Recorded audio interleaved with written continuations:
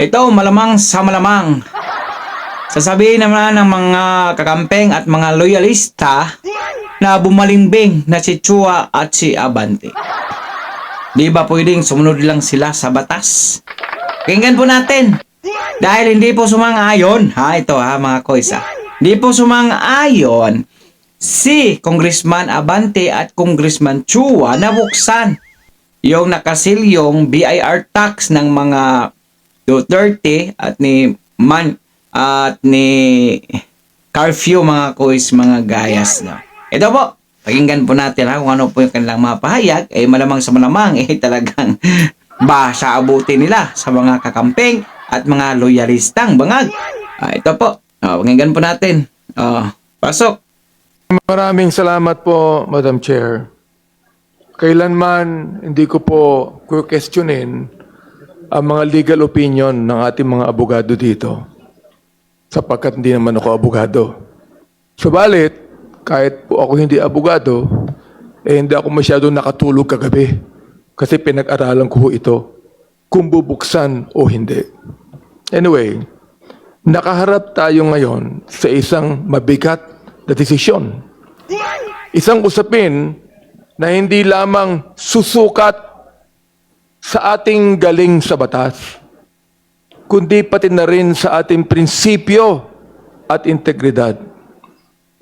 Sa harap natin, andyan po yung mga income tax returns ni Vice President Sara Duterte at na kanyang asawang si Atty. Manscarpio. It is a literal and figurative, Pandora's box na nasa pangangalaga ng House Committee on Justice. Napakasimple po ng question. Dapat ba nating buksan ang kahon na ito?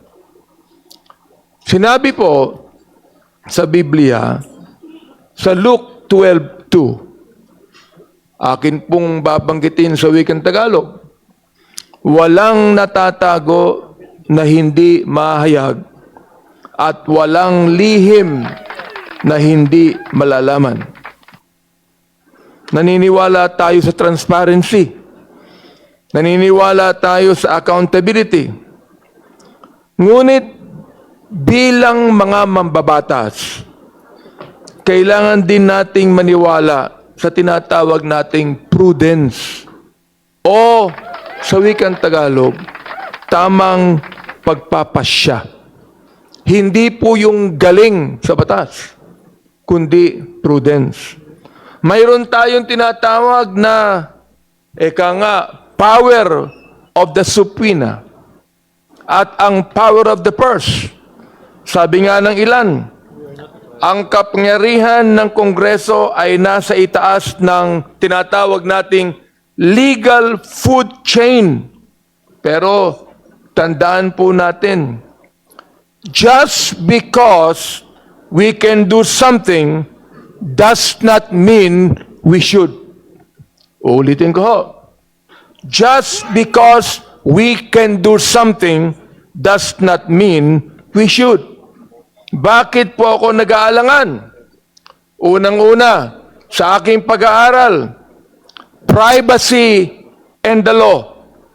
Meron tayong Section 270 ng NIRC na nagbibigay proteksyon sa confidentiality ng mga taxpayers. Yan ang una.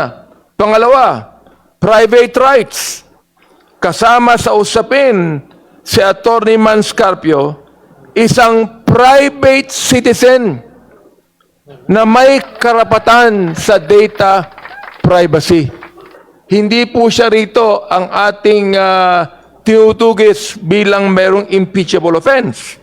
Number 3, process over politics. Ang trabaho ng House ay tukuyin lamang ang probable cause. Kung may usok ba sa likod ng apoy.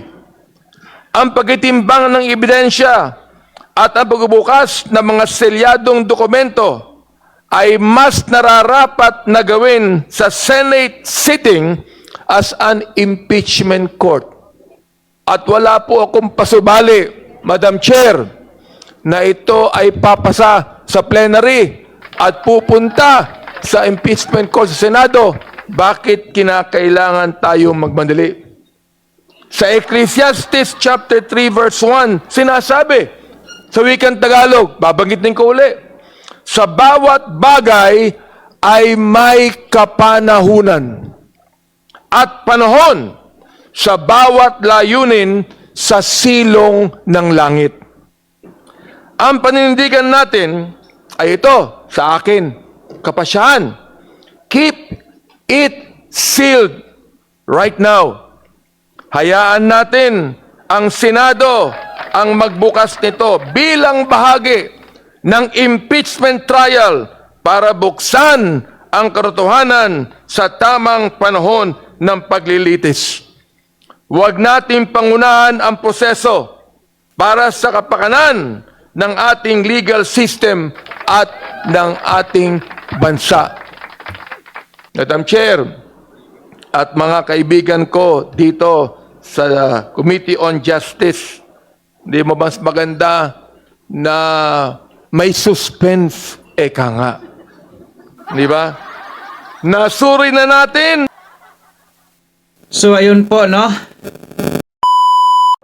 So ayun po, no, klarong-klaro po yung paninindigan ni Bini Abante sa pagbubukas dyan sa silyadong BIR tax ng mga Carpio at Duterte, mga kois magayas. So ngayon, ipakinggan naman po natin itong mensahe ni Congressman Joel Chua, ha?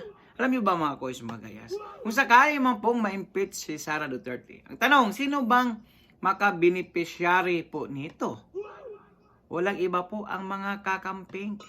Sila po yung atat na gusto nang ma-impeach si Sara Duterte. Bakit? Sila po yung makabenepisyo dito eh. Bakit? Gusto nilang bumalik sa kapangyarihan at pagbalik nila, hahabulin na naman nila yung mga Marcoses at Duterte, ganun lang yon. Ngayon, nagpapauto yung mga loyalista na buong akala nila kakampi yung mga kakamping na to. Ha? So ngayon naman po, ay pakinggan po natin si Joel Chua na hindi rin sangayon, mga kois. Congressman Joel Chua. Ito nga si Congressman Joel Chua, oh.